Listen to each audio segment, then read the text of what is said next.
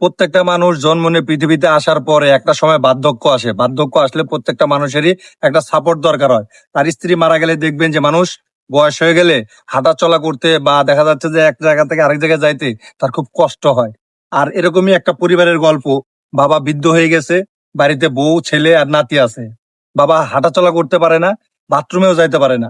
যে রুমে থাকে, পাশের রুমে মনে করেন যে ওই যে রুমে থাকে তার পাশেই বাথরুম, অথচ একটা ওয়াল পার হয়ে যাইতে হয়। প্রত্যেকদিন এভাবে যাইতে তার কষ্ট হয়। সে ওয়াল ধরে ধরে ধরে ধরে যায়। কিন্তু বিষয়টা হচ্ছে, যতই আপনার হাত পরিষ্কার থাকুক, যতই আপনার হাত পরিষ্কার থাকুক, দেখবেন যে একটা ওয়ালে বারবার হাত দিলে ভিজা হাতে সে ওয়ালটা দাগ হয়ে যায় বা দাগ পড়ে যায়। তো এই অবস্থায় যখন দেখলো ছেলের বউ আর ছেলে বাদী হয়ে গেল যে ওয়ালে তুমি হাত দিয়ে হাঁটাচলা করতে পারবে না, এই ওয়ালটা নষ্ট হয়ে যাচ্ছে, তখন ছেলের বাবা যতই কষ্ট হোক সে ওয়ালটা আর ধরে না। সে ওয়ালটা না ধরার কারণে একটা সময় সে বিছনা মানে বাথরুমে যেতে লেগে পড়ে যায় এবং আঘাত পায়। সে হাঁটাচলা করা আরো বন্ধ হয়ে যায়। এমত অবস্থায় একদিন প্রচন্ড অসুস্থ, মাথায় তেল দিছে, তেল দেওয়া হাত অবস্থায় সে বাথরুমে যাইতে লেগে দেখা যায় আর হাঁটাচলা করতে পারতেছে না। সে ওয়ালটাতে ধরে ধরে ধরে ধরে বাথরুমে যায়।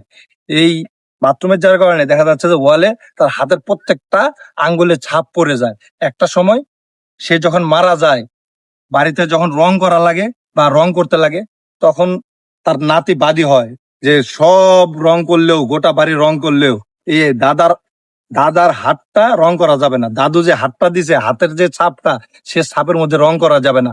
তার বাবাও তার কথা শুনে আশ্চর্য হয়ে যায় এবং সে ভাবে আসলে তো এটা তো আমার বাবার শেষ স্মৃতি, আমার বাবার স্মৃতিটা আমার বাড়িতে থাকুক। তখন সে রং মিস্ত্রিকে বলে যে এটা কিভাবে কি করা যায়। রং মিস্ত্রি খুব সুন্দরভাবে চার সাইডে এটা একটা মার্কিং করে বাড়িটা রং করে দিয়ে যায় আর এটা থেকে যায়। একটা সময় স্কুলে যখন প্রতিযোগিতা হয়, ছেলে তার নাতি দেখা যাচ্ছে যে স্কুল প্রতিযোগিতায় এই হাতের ছাপটা আঁকায় এবং সে পুরস্কার হিসেবে প্রথম পুরস্কার জয় করে।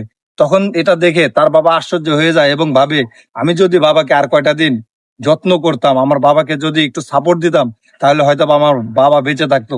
তার এই স্মৃতি তাকে বারবার পোড়ায় এবং কাঁদায়। একটা সময় সেও বৃদ্ধ হবে, তার ছেলে মেয়েও যদি তার সাথে এরকম আচরণ করে, তাহলে তার কেমন লাগবে। এই কথা বারবার ভাবে আর সে বাবার জন্য দুঃখ প্রকাশ করে এবং কান্না করে।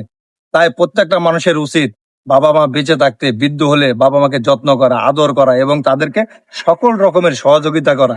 তাহলে দেখবেন আপনি যখন বৃদ্ধ হবেন, আমি যখন বৃদ্ধ হব, তখন আমাদের ছেলে মেয়েও আমাদেরকে এরকম যত্ন করবে, আদর করবে এবং সাপোর্ট হিসেবে তারা আমাদেরকে খেয়াল রাখবে। এটাই সবার জীবনে হওয়া উচিত। প্রত্যেকটা মানুষের উচিত তার বাবা মার খেয়াল রাখার, যত্ন করা। ভালো থাকবেন, ভালো রাখবেন। যদি আপনার বাবা মা বেঁচে থাকে, তাদের খেয়াল রাখবেন। অসংখ্য ধন্যবাদ আপনাদের।